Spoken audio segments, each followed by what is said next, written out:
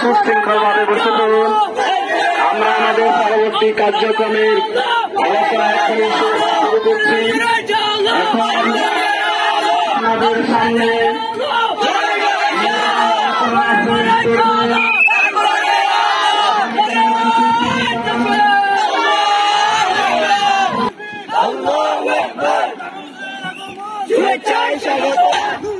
পক্ষ থেকে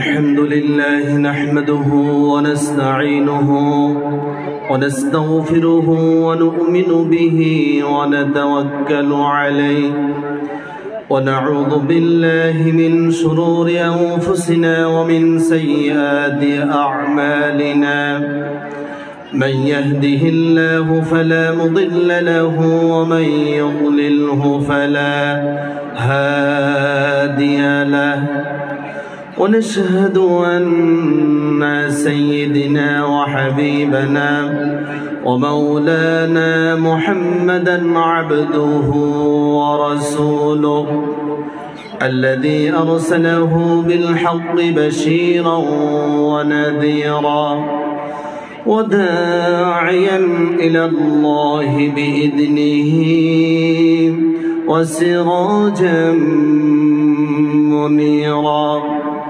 فقد قال الله تعالى في كلامه المجيد والفرقانه الحميد أعوذ بالله من الشيطان الرجيم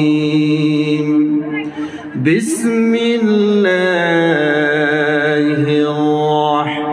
الرحمن الرحيم إن الله وملائكته يصلون على النبي يا أيها الذين آمنوا صلوا عليه وسلموا تسليما اللهم صل على محمد وعلى آل محمد كما صليت على إبراهيم وعلى آل إبراهيم إنك حميد مجيد اللهم بارك على محمد وعلى آل محمد كما باركت على إبراهيم وعلى آل إبراهيم إنك حميد مجيد ইয়ারনুল্লাহপুর যুব সমাজ ও প্রবাসীদের উদ্যোগে আয়োজিত ঐতিহাসিক তাফসিরুল কুরআন মাহফিলের সুযোগ্য সম্মানিত সভাপতি, আমরা সর্বপ্রথম শুকরিয়া কৃতজ্ঞতা প্রশংসা আদায় করছি আল্লাহ সুবহানাহু ওয়া তাআলার দরবারে, যে মহান মুনিব আমাদের মতো নগণ্য গোলামদেরকে কোরআনের মতো এই বিশাল নিয়ামতের একটা মজমার মধ্যে আমাদেরকে উপস্থিত হওয়ার তৌফিক দান করেছেন।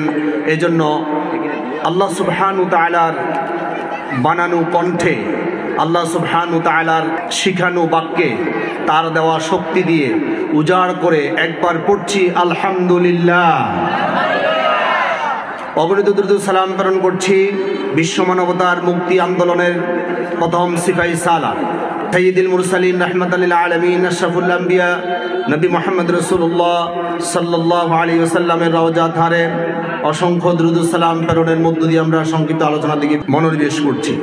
আমি ধন্যবাদ জ্ঞাপন করছি ইয়ারনুল্লাহপুর যুব সমাজের যে সমস্ত ভাইরা, আমাদের প্রিয় ভাই আলমগীর ভাই সহ একেবারে পুরা নুরুল্লাহপুর গ্রাম জুড়ে সকল যুবকদের ঐকান্তিক প্রচেষ্টা এবং আপামর জনতার আন্তরিক চেষ্টা এবং প্রচেষ্টার মাধ্যমে যে সুন্দর আজকে আয়োজন হয়েছে, আল্লাহ সুবহানাহু ওয়া তাআলা এই আয়োজনকে কবুল করে নিন, আমরা বলি আমিন। সাহাবায়ে কেরামদের পথ অনুসরণ করে এই যুবকদেরকে সামনে জীবনটা সুন্দর এবং জান্নাত অভিমুখে তৈরি হতে পারে, আল্লাহ তাআলা সেভাবে কবুল করে নিন, আমরা বলি আমিন। সম্মানিত উপস্থিতি, আমরা আজকে কথা বলবো এই কোরআন নিয়ে। কি নিয়ে কথা বলবো ভাই? এই কোরআন কার? আসতে বলবেন না, চিৎকার দিয়ে বলুন, এই কোরআন কার? আল্লাহ সুবহানাহু ওয়া তাআলার সর্বশ্রেষ্ঠ নিয়ামত যে কোরআন। আল্লাহ রাব্বুল আলামিন পৃথিবীবাসীর জন্য এক মহান নিয়ামত হিসেবে গ্রন্থকে পাঠিয়েছেন। নবী করিম সাল্লাল্লাহু আলাইহি সাল্লাম এই পৃথিবীতে আসার আগে এই পৃথিবীর অবস্থা সম্পর্কে সকল কবি, সাহিত্যিক, সাংবাদিক, ঐতিহাসিক, কলামিস্ট, শিক্ষিত অশিক্ষিত সকল শ্রেণী পেশার মানুষগুলো একত্রিত হয়ে রাসূল পাক সাল্লাল্লাহু আলাইহি সাল্লামের যুগকে নাম দিয়েছে আইয়ামে জাহিলিয়া। আইয়ামে জাহিলিয়া অর্থ কি?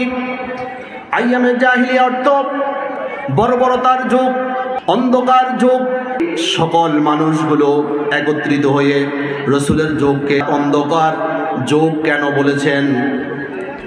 তখন কি সূর্য আলো দিত না? চন্দ্র কি উদয় হতো না? অবশ্যই চন্দ্র এবং সূর্য তারা আপন গতিতে আপন কক্ষপথ থেকে তারা আল্লাহ সুবহানাহু ওয়া তাআলার নির্দেশে তারা আলো বিতরণ করে চলছিল। এরপরেও সকল শ্রেণী পেশার মানুষগুলো ওই যুগকে আইয়ামে জাহিলিয়া হিসেবে আখ্যায়িত করেছেন, কারণ ওই সমস্ত মানুষগুলো চেহারা শুরুতে তারা মানুষ ছিল, আদর্শের দিক থেকে, নৈতিকতার দিক থেকে তারা একেবারে অধপতিত ছিল। ওই মানুষগুলোর ভিতরে কোনো মনুষ্যত্ব ছিল না। মনুষ্যত্বের যে আলো থাকা দরকার ছিল, তারা সব মনুষ্যত্ব হারিয়ে একেবারে অজ্ঞতার ভিতরে তারা নিমজ্জিত। মা বাবা একসাথে বসে মদ পান করত। কোনো মানুষ যখন মারা যেত, তার ব্যবহৃত তরবারিটা বের করে তারা তরবারির কয়টা ভাঙ্গা আছে ভাঙ্গাগুলো গণনা করত। যার তরবারির মধ্যে বেশি ভাঙ্গা পড়ত, তারা গর্ববোধ করে বলতো, আমার বাবা এতটা খুনের অংশীদারিত্ব তিনি গ্রহণ করেছেন। খুন খারাপি, অত্যাচার, রাহাজানি, গুম খুন, হত্যা, রাহাজানি, এই সব পাপ রাশিগুলো তাদের কাছে সবচাইতে গর্বের বিষয় ছিল। এই কঠিন পরিস্থিতির মধ্যে আল্লাহ সুবহানাহু ওয়া তাআলা বিশ্বনবী মুহাম্মদ রাসূলুল্লাহ সাল্লাল্লাহু আলাইহি ওয়াসাল্লামকে তিনি প্রেরণ করলেন। নবী করিম সাল্লাল্লাহু আলাইহি সাল্লাম এই পৃথিবীর মধ্যে আগমন করলো। রাসূল পাক সাল্লাল্লাহু আলাইহি সাল্লাম আস্তে আস্তে বেড়ে উঠতে লাগলো। রাসূলের বয়স হয়ে গেল 17 বছর। 17 বছর বয়সে নবী করিম সাল্লাল্লাহু আলাইহি সাল্লাম তাকে দেখলো সমাজের মধ্যে কোনো মানবতা নাই, চুরি, ডাকাতি, হত্যা, রাহাজানি, সামাজিক অবক্ষয়গুলো মানব জীবনকে দুর্বিষহ করে তুলেছে। নবী করিম সাল্লাল্লাহু আলাইহি সাল্লাম সমকালীন যুবকদেরকে নিয়ে একটা সংগঠন তৈরি করলো। নবী করিম সাল্লাল্লাহু আলাইহি সাল্লাম ওই সংগঠনের নাম দিল হিলফুল ফুজুল সংগঠন। সংগঠনের নাম কি ভাই? সবাই কিন্তু আওয়াজ দিচ্ছেন না। এমন আওয়াজ দিতে হবে যাতে করে শীত 2 মাইল দূরে চলে যায়। আওয়াজ করা যাবে তো ইনশাআল্লাহ? রাসূল পাক সাল্লাল্লাহু আলাইহি সাল্লাম যে সংগঠন তৈরি করলো, ওই সংগঠনের নাম কি? হিলফুল ফুজুল। আজকেও একটা সংগঠন একত্রিত হয়ে এই সামাজিক অবক্ষয় থেকে মানুষকে ফিরানোর জন্য আজকে এত সুন্দর আয়োজন করেছেন। আল্লাহ সুবহানাহু ওয়া তাআলা এই যুবকদেরকে ইসলামের জন্য কবুল করুন, আমরা বলি আমিন। নবী করিম সাল্লাল্লাহু আলাইহি সাল্লাম সমকালীন যুবকদেরকে নিয়ে ওই হিলফুল ফুজুল সংগঠনের অধীনে প্রত্যেকটা মানুষের ধারে ধারে দাওয়াতি কাজ শুরু করে দিল। তোমরা চুরি করো না, ডাকাতি করো না, হত্যা, রাহাজানি, এই সব কিছু থেকে তোমরা বেরিয়ে আসো।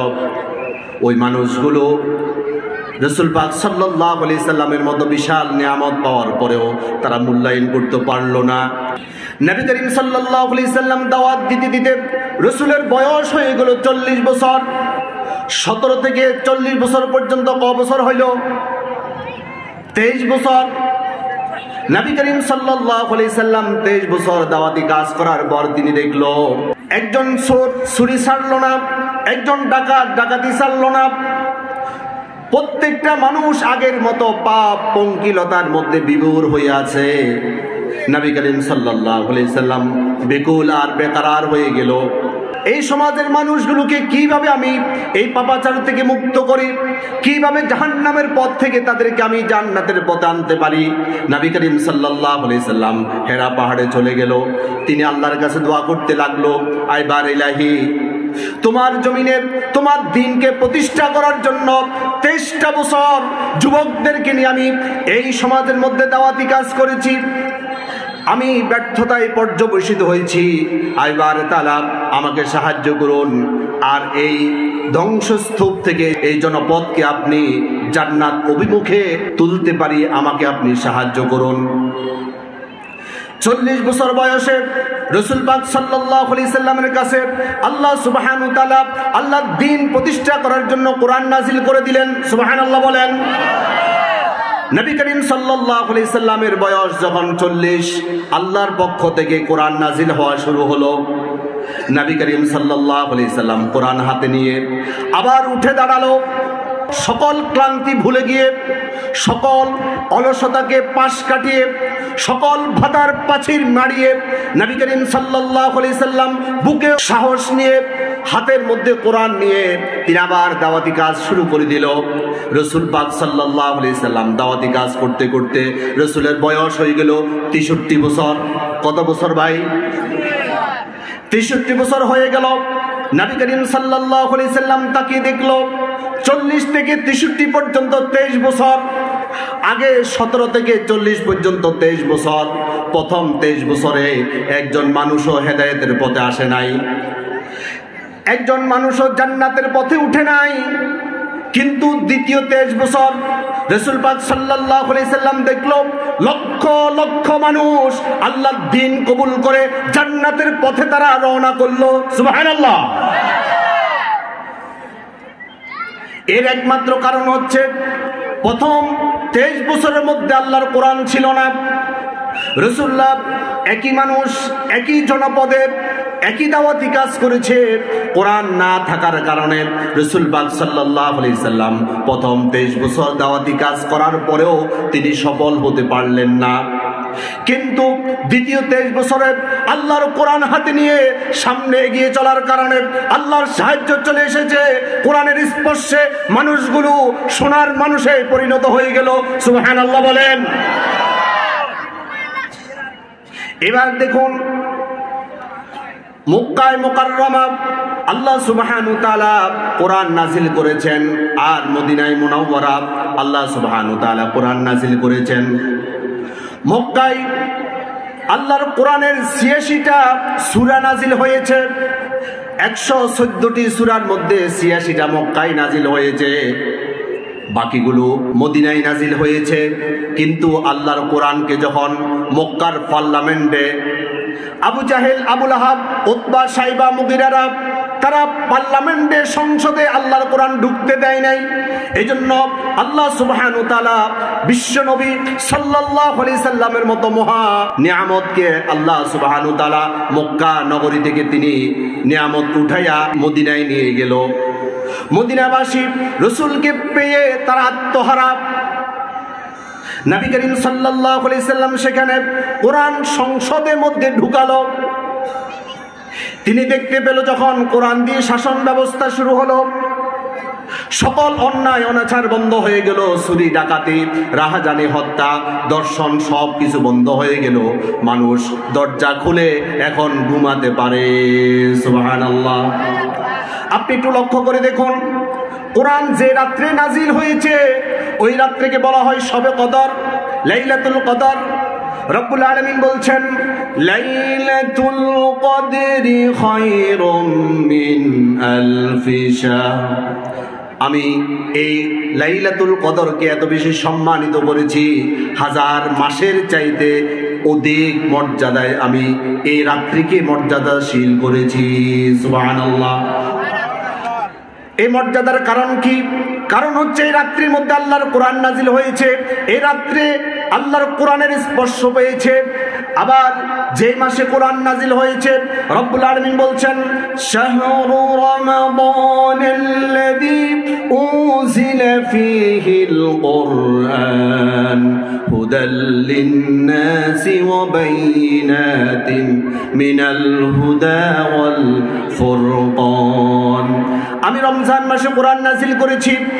রমজান কোরআনের স্পর্শ পাওয়ার কারণে অন্যান্য সকল মাসের চাইতে সর্দার হয়ে গেল।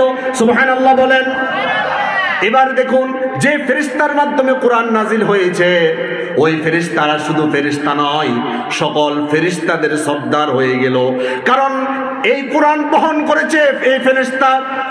কোরআন বহন করার কারণে, কোরআনের স্পর্শে আসার কারণে সকল ফেরেশতাদের সর্দার হয়ে গেল। বলেন সুবহানাল্লাহ। এই কোরআন নাজিল হয়েছে মুহাম্মদ রাসূলুল্লাহ সাল্লাল্লাহু আলাইহি সাল্লামের উপর। মুহাম্মদ রাসূলুল্লাহ সাল্লাল্লাহু আলাইহি সাল্লামের উপর কোরআন নাজিল হওয়ার কারণে সকল নবী এবং আম্বিয়া আলাইহিস সালাতু ওয়াস সালামের চাইতে ওনার মর্যাদা কোটি কোটি গুণ বেশি মর্যাদাশীল হয়ে গেল। যে উম্মতের উপর কোরআন নাজিল হলো রব্বুল আলামিন বলছেন, কুনতুম খায়রা উম্মাতিন উখরিজাত লিন-নাস। এই উম্মতকে আল্লাহ তাআলা উখরিজাত লিন-নাস বলেছেন, সর্বশ্রেষ্ঠ উম্মত হিসেবে আল্লাহ তাআলা আখ্যায়িত করেছেন।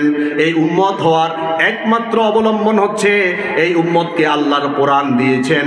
এই উম্মত কোরআন পেয়েছে, আর কোনো উম্মত কোরআন পাই নাই। এই জন্য কোরআনের স্পর্শের কারণে এই উম্মতের দাম আল্লাহর কাছে অনেক বেশি। সুবহানাল্লাহ। এখন আমরা কোরআন পেয়েছি, কোরআন দিয়ে জীবন গড়ার এই সিদ্ধান্ত আমরা নিতে পারি নাই।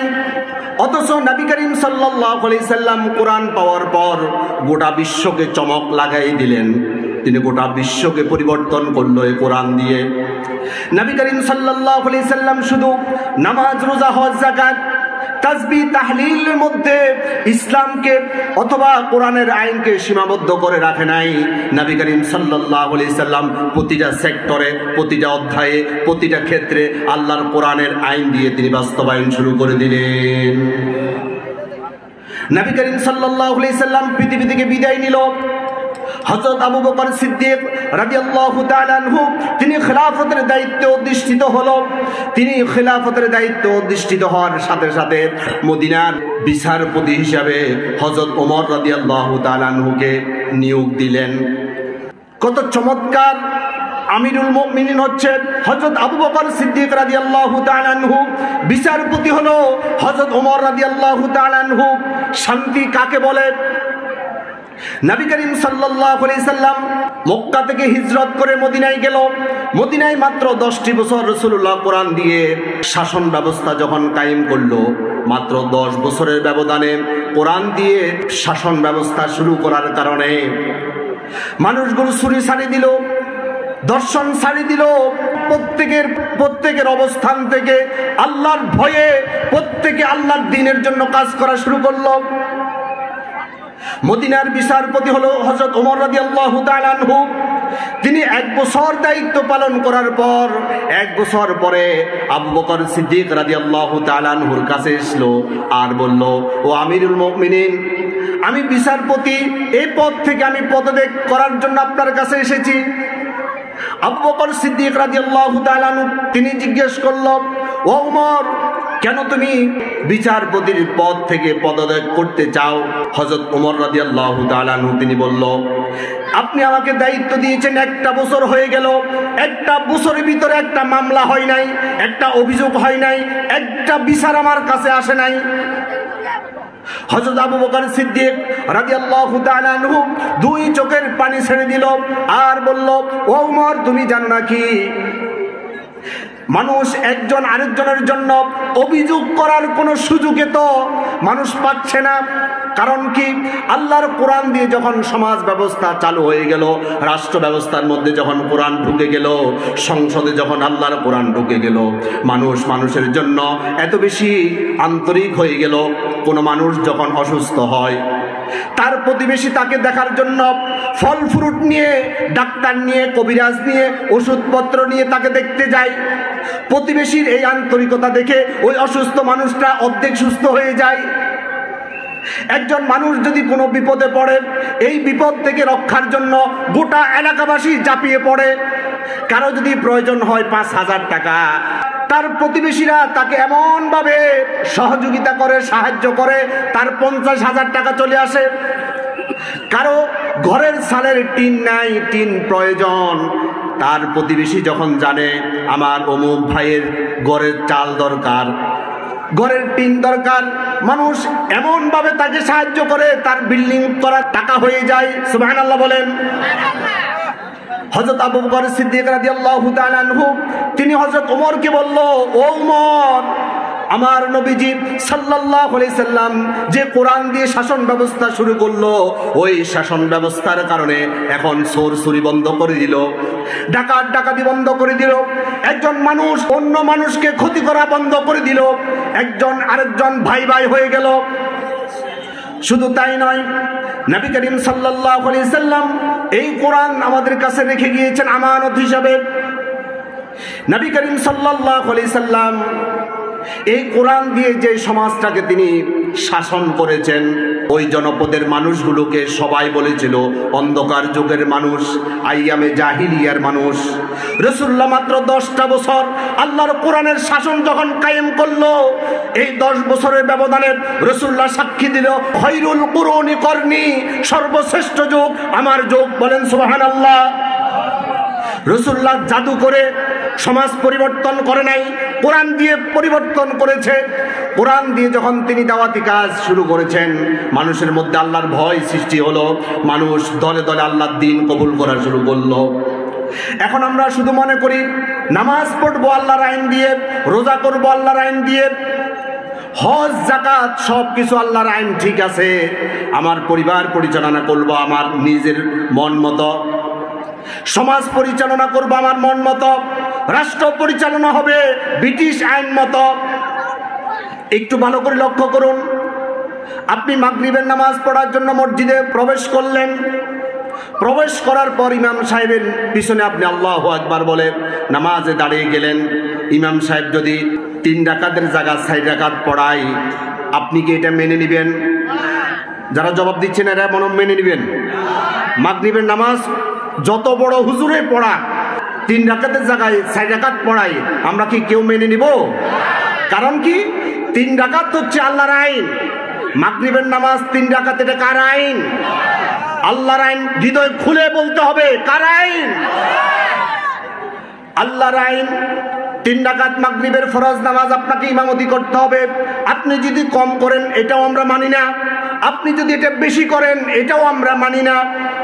এই নামাজের ভিতরে আল্লাহর আইন আমরা 100% ফলো করি। এবার আসুন, আপনি রমজানের রোজা রাখলেন, দুপুরের যখন 1টা হলো, আপনার প্রচন্ড খিদা, পানির তৃষ্ণায় আপনার প্রাণ উষ্ঠাগত। এই কঠিন পরিস্থিতি দেখে আপনার ওয়াইফ আপনাকে বলল, অথবা আপনার সন্তান আপনাকে বলল, বাবা 1 ঢোক পানি পান করুন। আপনি বলেন না, এটা পানি পান করার সময় নয়, আমার আল্লাহর আইন হচ্ছে সূর্য ডুবার পরে আমি পান করব। এখানে আপনি রোজা মানতেছেন আল্লাহর আইন দিয়ে, শবে সাদেকের থেকে শুরু করে সূর্য ডুবা পর্যন্ত না খাওয়ার জন্য এই আইন কার? আল্লাহর। এখন আমরা আল্লাহর আইন রোজার মধ্যে মানলাম, আমরা নামাজের মধ্যে আল্লাহর আইন মানলাম, কিন্তু আমরা যখন চোর ধরা পড়ে তখন আমরা হাত কাটার বিধান এখনো জারি করতে পারি নাই। আপনাদের এই সমাজের মধ্যে একটা চোর ধরা পড়ল, আমরা সবাই মিলে চিন্তা করলাম আমরা আল্লাহর আইন আজ থেকে এইখানে মানব। আমরা সবাই মিলে ধরে ওই চোরটার হাত কেটে দিলাম। সবাই মিলে একসাথে মামলা খাওয়ার সম্ভাবনা আছে না নাই? এটা তো আপনার আমার কাজ নয়, এটা সংসদে আইন পাস হবে, সংসদে এমন একটা বিল পাস হবে, আগামী এত তারিখ থেকে আল্লাহর আইন কার্যকরী হয়ে যাবে। কেউ যদি চুরি করে, চুরির জন্য দায়ী স্বীকার করার পর তার হাত কাটা হবে। ইসলাম বলে চোর যখন ধরা পড়বে দড়ির সাথে সাথে তার হাত কেটে দিবে, এটা ইসলাম বলে না।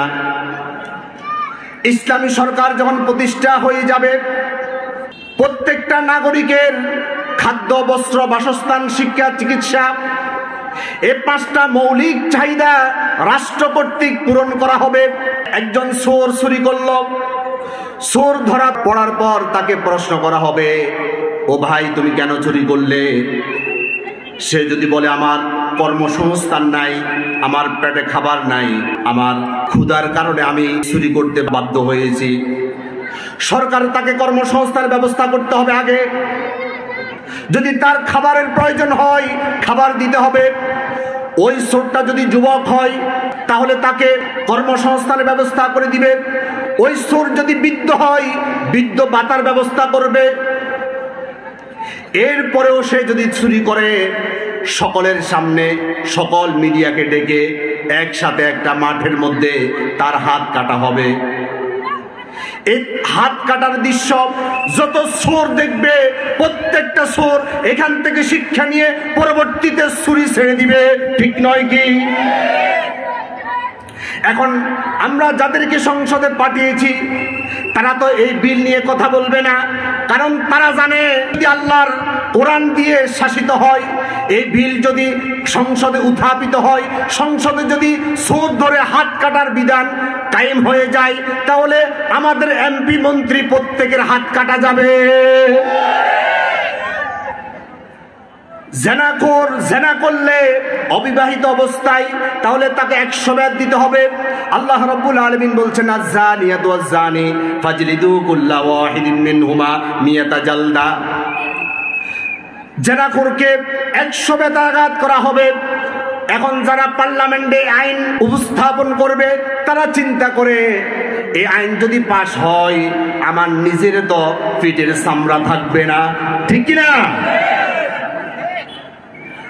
আমরা এখন সুবিধাবাদ জিন্দাবাদ। আমরা আল্লাহর আইন মানি নামাজের মধ্যে, আমরা আল্লাহর আইন মানি হজের মধ্যে, রোজার মধ্যে, যাকাতের মধ্যে।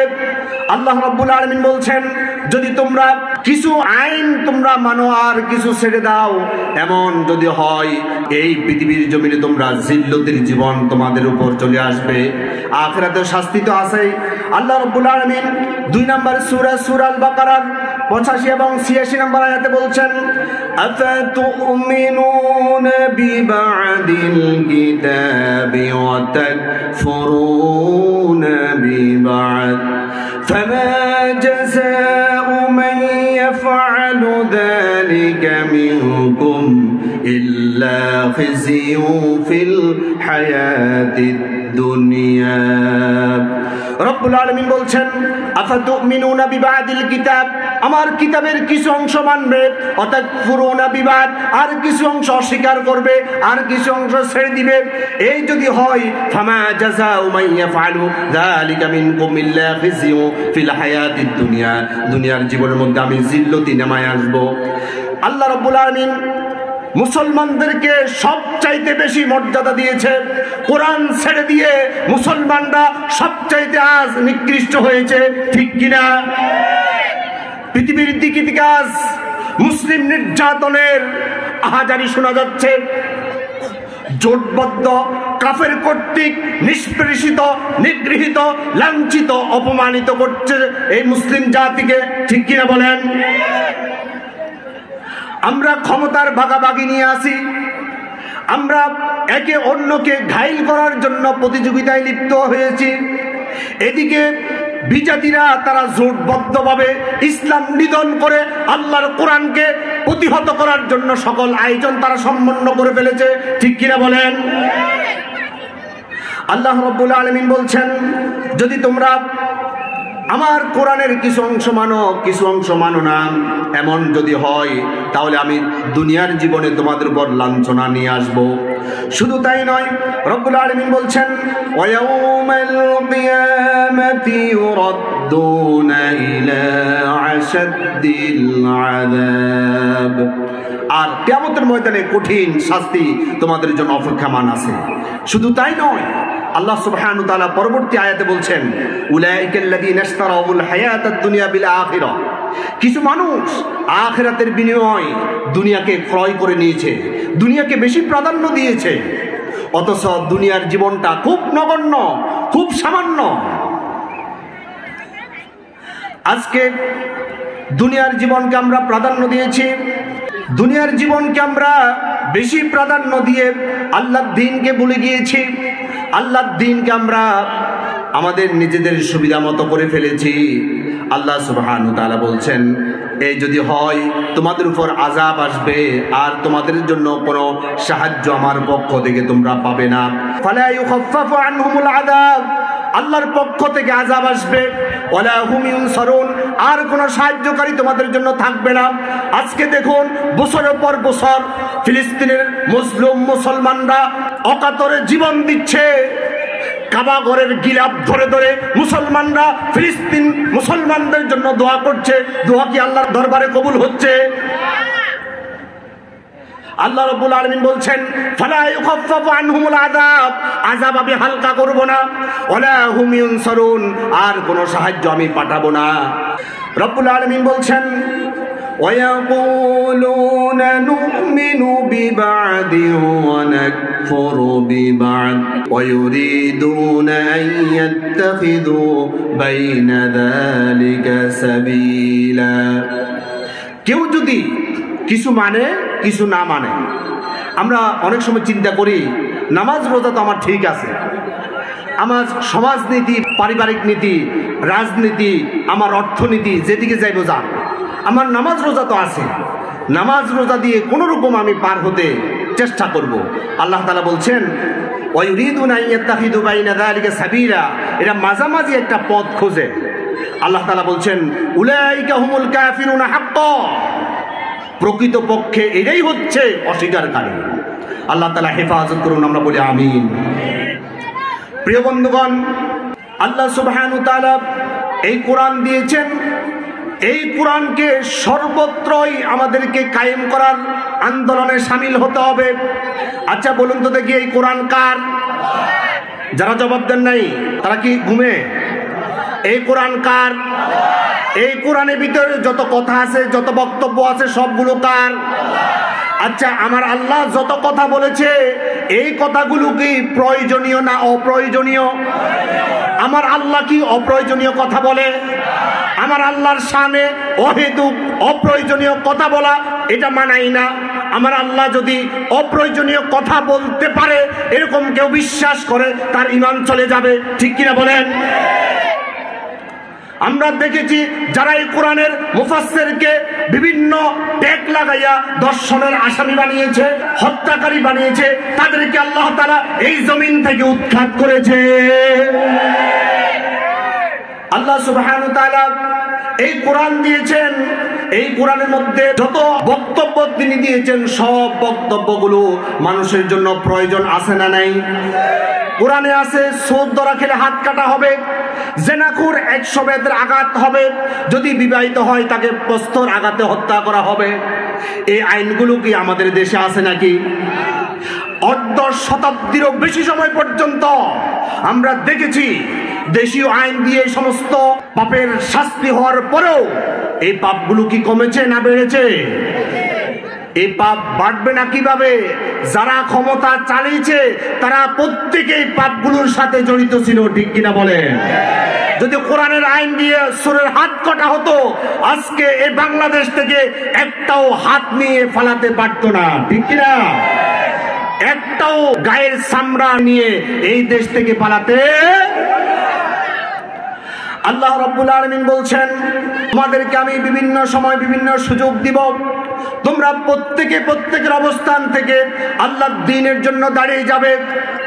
সাহাবায়ে কেরাম যেভাবে বিভিন্ন কষ্ট এবং ক্লেশকে স্বীকার করে দ্বীনের পথে তারা অবিরাম গতিতে সামনে এগিয়ে গিয়েছিল, তোমরাও সেইভাবে এগিয়ে যাও। তাহলে সাহাবায়ে কেরামরা দুনিয়াতে থাকা অবস্থায় যেভাবে জান্নাতের গ্যারান্টি পেয়েছে, তোমাদেরকে আমি এই পৃথিবীতে থাকাকালীন তোমাদেরকে জান্নাত দান করে দিব। হযরত খাব্বাব রাদিয়াল্লাহু তাআলা আনহু ঈমান আনার অপরাধে কাফের কর্তৃক তাকে গ্রেফতার করা হলো। হযরত খাব্বাব রাদিয়াল্লাহু তাআলা আনহুকে বেদমভাবে পিটানো হলো। এরপরেও যখন তিনি ঈমান ছাড়ল না, কাফের কর্তৃক আগুন জ্বালায়া জ্বলন্ত আগুনের পর খাব্বাব রাদিয়াল্লাহু তাআলা আনহুকে খালি গায়ে শোয়ে দেওয়া হলো। শোয়ানোর পরে তিনি যাতে করে নড়াচড়া করতে না পারে তার বুকের মধ্যে পাথর চাপা দেওয়া হলো। রক্ত এবং চর্বিগুলো গলে গলে এই আগুন নিভে গেল। হযরত খাব্বাব রাদিয়াল্লাহু তাআলা আনহু তিনি চিন্তা করলো, আমাদের এই কঠিন পরিস্থিতির মধ্যে রাসূল কাছে আমি যাব, গিয়ে রাসূলকে বলবো, ইয়া রাসূলুল্লাহ, আপনি আমাদের জন্য একটু সাহায্যের জন্য দোয়া করুন। আপনি যদি দোয়া করেন আল্লাহ তাআলার সাহায্য চলে আসবে, আমরা নিরাপদ হয়ে যাব।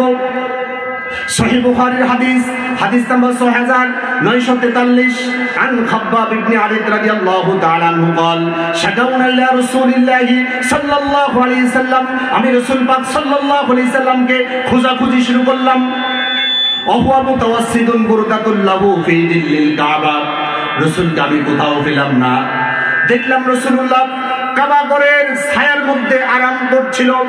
আমি কাছে গিয়ে বললাম, ফাকুল্লা আলা তাস্তানসিরু লানা আলা তাদউ লানা ইয়া রাসূলুল্লাহ, ইয়া রাসূলুল্লাহ, সুমাইয়া রাদিয়াল্লাহু তাআলা আনহাকে নির্মমভাবে নিষ্ঠুরভাবে শহীদ করা হয়েছে। আমাকে আনন্দ আগুনের মধ্যে সেকা দেওয়া হচ্ছে। এক একজনকে এক এক নির্যাতন করে আমাদের জীবনকে দুর্বিষহ করে দিয়েছে। আলা তাস্তানসিরু লানা আলা তাদউ লানা ইয়া রাসূলুল্লাহ, আপনি কি আমাদের জন্য দোয়া করবেন না, আল্লাহর কাছে সাহায্য চাইবেন না? রাসূল পাক সাল্লাল্লাহু আলাইহি সাল্লাম উঠে বসলেন আর বললেন, قد كان من قبلكم, তোমাদের আগে যারা আল্লাহর দ্বীন প্রতিষ্ঠার জন্য কোরআনের আইনকে শুধু নামাজ রোজার মধ্যে নয়, প্রত্যেকটা সেক্টরে, প্রত্যেকটা অধ্যায়ে, প্রত্যেকটা জীবন পরিচালনার ক্ষেত্রে এই কোরআনের এই আল্লাহর বিধানকে বাস্তবায়ন করার জন্য তারা কাজ করেছিল। সমকালীন রাষ্ট্র শক্তি ইউখাদুর রাজুলু, তাদেরকে ধরত, ফায়ুহফারু লাহু ফিল আরদ, জমিন গর্ত করত, ফায়ুজালু ফিহা, কমর পর্যন্ত ওই মানুষগুলোকে গেড়ে ফেলতো, ফায়ুজাউ বিল মিনশার, এরপর করাত আনা হতো, ফায়ুদাউ আলা রাসি, তাদের মাথার উপর করাত রাখা হতো, ফায়ুজালু নিসফাইন, এই জীবন্ত মানুষটাকে ছিঁড়ে ছিঁড়ে দুই খণ্ড করে ফেলতো। শুধু তাই নয়, ওয়ুমশাদু বিআমশাদিল হাদিদ, লোহার চিরুনি দিয়ে মা দুনা লাহমিহি ওয়া আজমিহি, একটা জীবন্ত মানুষের হাড্ডি থেকে চিরুনি দিয়ে আশ্রায়া গোশতগুলো আলাদা করে ফেলতো। ফামা ইয়াসুদ্দুহু যালিকা আন দীনি, এত কঠিন কষ্ট এবং এত নির্যাতন করার পরেও ফামা ইয়াসুদ্দুহু যালিকা আন দীনি, আল্লাহর দ্বীন থেকে এক চুল পরিমাণ আল্লাহর এই সিপাহী সালাদেরকে তারা সরাতে পারে নাই। আল্লাহু আকবার। আজ যদি আমরা আল্লাহর দ্বীনকে বাস্তবায়নের জন্য ময়দানে আমরা কাজে নেমে যাই, দুশমন দুশমনি করবে, বিভিন্ন হামলাকারী হামলা করবে, মামলাকারীরা মামলা করবে। এরপরেও খাব্বাব রাদিয়াল্লাহু তাআলা আনহুকে আগুনের মধ্যে ফেলেও তাকে দ্বীন থেকে সরাতে পারে নাই। আমরা জানি ইব্রাহিম আলাইহিস সালামকেও আগুনের মধ্যে ফেলে ইসলাম থেকে তাকে দূরে রাখতে পারে নাই। হামজা রাদিয়াল্লাহু তাআলা আনহু কলিজা বের করে আল্লাহর দ্বীনের জন্য তিনি শহীদ হওয়ার পরেও তার উত্তরসূরিরা আল্লাহর দ্বীন থেকে বেরিয়ে পড়েন নাই। হযরত হুসাইন রাদিয়াল্লাহু তাআলা আনহুর মতো কল্লা দেওয়ার পরেও তার অনুসারীরা এক চুল পরিমাণ আল্লাহর দ্বীন থেকে সরে যায় নাই। আমরাও এটা দেখেছি, আমরাও সামনে এগিয়ে যাব। যত দুশমন দুশমনি করবে, এরপরে আল্লাহ সুবহানাহু ওয়া তাআলা যদি ইচ্ছা করে, তার যদি পছন্দ হয়, আমাদের দ্বারা আল্লাহর দ্বীনকে বিজয়ী করে দিবে। আল্লাহ তাআলা কবুল করে নিন, আমরা বলি আমিন। আমার সময় তো শেষ। সর্বশেষ কথা হচ্ছে, আসুন কোরআনের স্পর্শে যেই আসবে সে জিরো থেকে হিরো হয়ে যাবে। এই কোরআন পৃথিবীর পাল্টে দেওয়ার জন্য এক বিপ্লবী গ্রন্থ। সুবহানাল্লাহ বলেন। এই বিপ্লবী গ্রন্থকে নবী করিম সাল্লাল্লাহু আলাইহি সাল্লাম এবং সাহাবায়ে কেরামদের আদলেই আমরা যদি প্রতিষ্ঠিত করতে পারি, আবার সোনার সমাজ আল্লাহ সুবহানাহু ওয়া তাআলা আমাদেরকে উপহার দিবে। এখানে থাকবে না কোনো চুরি, ডাকাতি, হত্যা, রাজধানী। সবাই মিলেমিশে একে অপরের জন্য উজাড় করে প্রাণ খুলে একে অপরকে আমরা ভালোবাসতে পারবো। কারোর জন্য কেউ অভিযোগ করবে না, কারোর জন্য কেউ বিচার ফাইসালার কোনো দ্বারস্থ হতে হবে না। প্রত্যেকের সুন্দর উজ্জ্বল কামনায় আমরা জীবন যাপন করতে পারবো। আল্লাহ সুবহানাহু ওয়া তাআলা সেই সুবর্ণ সুযোগ আর সেই সুদিন আমাদেরকে ফিরিয়ে দিন। আমরা বলি আমিন। হাদা মা ইনদি ওয়াল ইলমু ইনদাল্লাহ আলাইহি তাওয়াক্কালতু ওয়া ইউনীব। আজকে আবারও যুবক ভাইদেরকে এবং যাদের বিভিন্ন সহযোগিতায় এই মাহফিল সুন্দরভাবে আয়োজন হয়েছে, প্রত্যেকের প্রতি আবারও কৃতজ্ঞতা এবং তাদের জন্য আল্লাহর কাছে দোয়া কামনার মাধ্যমে আমি আমার আলোচনা এখানে সমাপ্ত করলাম। আসসালামু আলাইকুম ওয়া রাহমাতুল্লাহ। অসংখ্য ধন্যবাদ হযরতকে। উনি এতক্ষণ পর্যন্ত আমাদেরকে মহাগ্রন্থ আল কোরআন থেকে দিন সম্পর্কে আলোচনা করলেন, আমাদেরকে শোনালেন। আমরা হযরতের দীর্ঘ হায়াত এবং সুস্থ হায়াত কামনা করি।